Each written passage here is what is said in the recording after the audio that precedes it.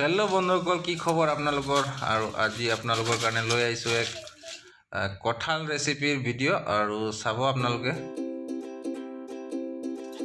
কেঁচা কঁঠাল কেনেকৈ আপোনালোকে বনাব। প্ৰথম তেনেদৰে কঁঠালৰ পিচখিনি কৰি লোৱা হৈছে।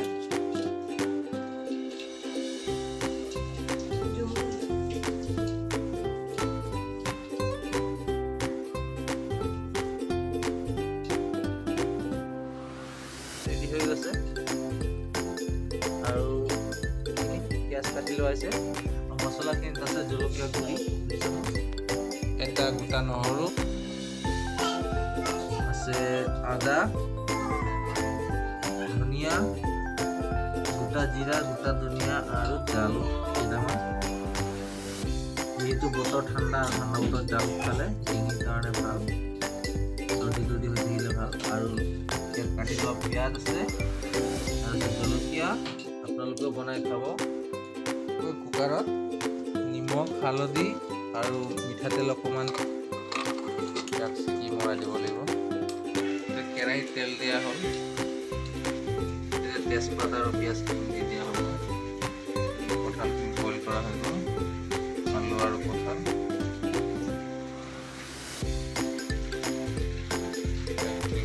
উঠি আছে, সেইখিনি উতলিলে দি দিম পিঁয়াজ আৰু তেজপাত।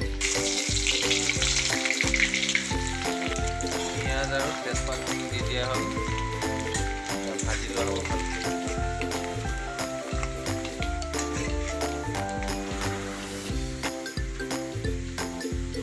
মছলাখিনি দি দিয়া হৈছে।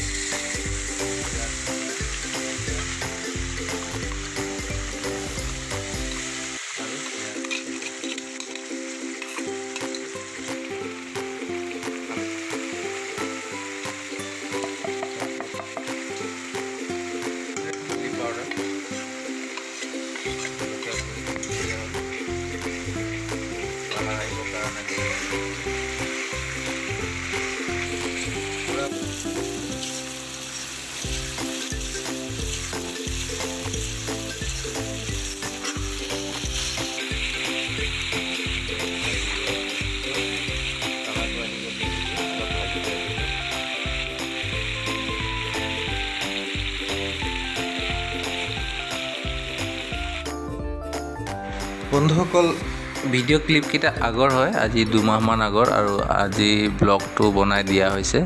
আশা কৰিছোঁ আপোনালোকে এই ৰেচিপিটো চাই ভাল পাব। কেতিয়াবা আপোনালোকেও বনাই খাব এইদৰে। আৰু ভিডিঅ'টো যদি ভাল লাগে তেনেহ'লে লাইক কমেণ্ট কৰি দিব।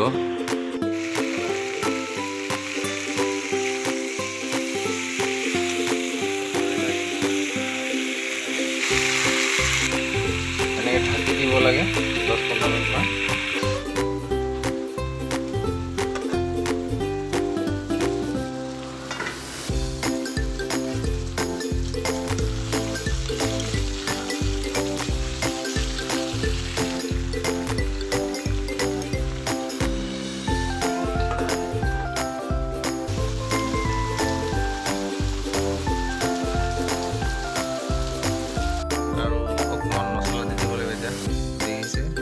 গৰম মছলা বুলি কয়,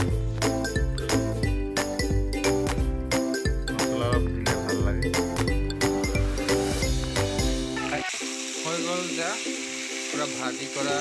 আৰু এতিয়া পানীখিনি দি দিব লাগিব, পানী অলপ দিব লাগিব, তেতিয়া জোল হ'লে ভাল হয়।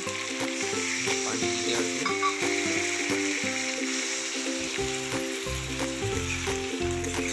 তাৰপিছতে পানীটো দি দিব। কি ধুনীয়া গোন্ধ ওলাইছে দেই। পানী আৰু ইয়াক বেছি জোল দিলে ভাল নালাগে, অলপ গ্ৰেভি বনাব লাগে, অলপ ডাঠকৈ ডাঠ হ'ব দিব লাগে। আলু তেতিয়া লৈ অলপ ডাঠ হৈ যায় জোলটো।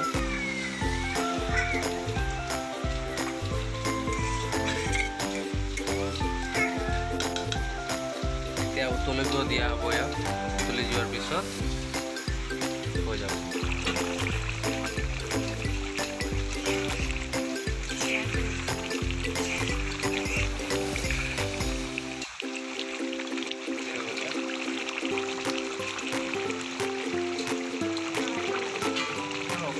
সময় ইয়া বাবা ইয়া তুমি খাবা ভাত খাবা